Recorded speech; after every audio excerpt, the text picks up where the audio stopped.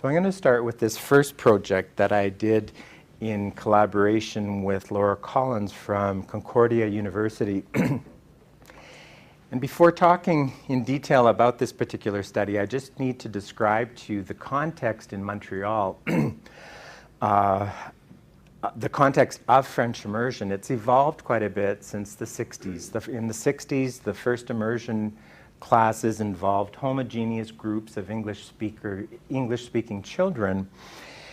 And the demographics have changed now so that there are Francophones who are able to come into the French immersion programs, depending on the community that they live in.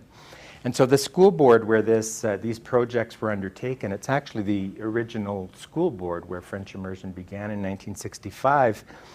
In this context, 38% of their students at the elementary level now claim French to be their first language. So what you have in this particular context is a mixture of Anglophones and Francophones.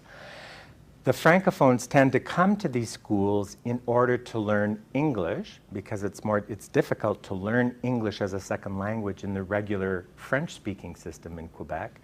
So their parents send them to the English school so they can learn English, but put them in French immersion so that they can maintain their French. So what we have is Francophones in French immersion in order to learn English. You get it? Okay, Francophones in immersion to learn English. Okay, so it's a very rich, interesting context to work in. I want to point out that it's somewhat similar to two-way immersion programs in the United States where you have Hispanophones and Anglophones in the same classes learning Spanish and English. The difference here is that in the United States, it's quite clear that Spanish is considered to be the minority language, English is the majority language. In the context of Montreal, at least, no one will call French or English the minority language, so we just say there are two majority languages that they are learning. Now, having specified this context, I want to assure you that the projects I'm going to talk to you about, I really believe, are applicable in other contexts and not specific to Montreal. It allowed us to do some exploratory research, but I really believe this research could take place in these projects could take place in Calgary and are not limited to this kind of context. And I'll explain why as I go through this.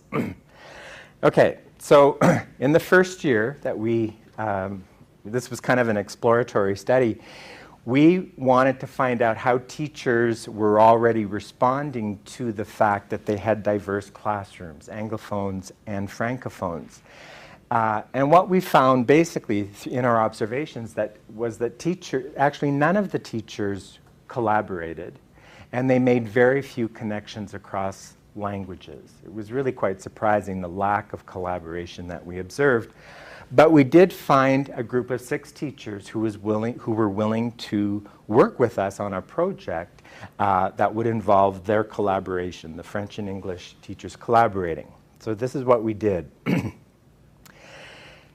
We put together what we called a bilingual read-aloud project.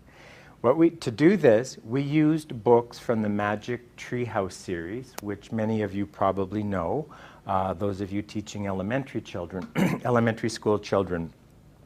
The Magic Treehouse series is very interesting. It was interesting for us because it's written by an American author, so it exists in English, but almost all of the books have been translated into French, and almost all of them have been translated into Spanish as well.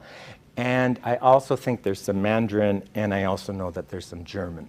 It's a really widely translated series for children.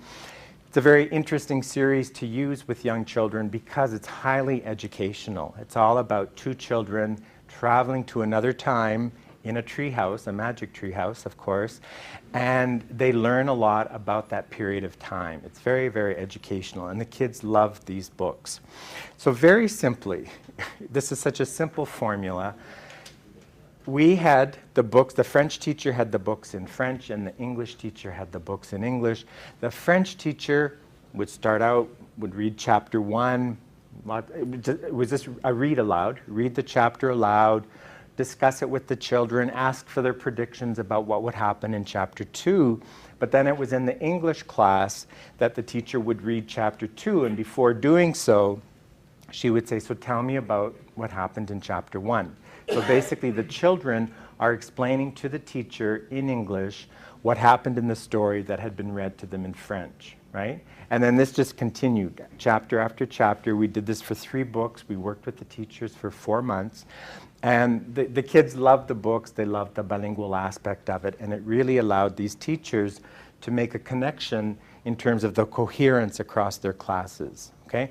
There was also a lot of peer scaffolding because let's say that the francophones who heard chapter 1 in French were at kind of an advantage maybe for understanding the story, but then they had to retell the story to the English teacher in English, so the English students were kind of at an advantage, but they had to be scaffolded by their francophone peers in order to collectively retell